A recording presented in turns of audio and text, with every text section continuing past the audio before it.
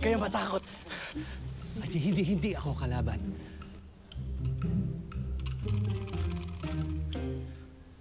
Ako nga ang dapat na matakot sa inyo dahil kayo ay mga Ivtre. Ngunit, hindi pa rin ako natatakot sa inyo, kaya wag na kayong magtangka. Paano may kamukha siya?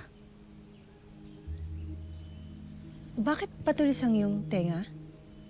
Kaano-ano mo si Gilas? Oo, sige, Gilas. Tama. Kapatid mo ba siya? Wala akong kilalang Gilas na sinasabi. Kung ganun, ay sino ka? Bakit kami narito? Isa kang ninfa, di ba? Ha? Ang huli kong naaalala, tumatakbo tayo eh. Tapos nahulog tayo sa balon. Ang balon na yun ay aking patibong para sa mga pasnay ang aking nais. Hulihin para kainin. Kaya nagulat na lamang ako nang pagdating ko dito ay kayo ang aking nadatnan.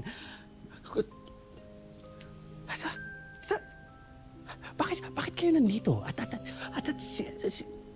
Anong ginawa niyo? Paano kayo namatay? Hindi ba dapat hindi ko makita ang mga Ivtre na katulad niyo sa lupa na ito? Medyo weirdo to, ha?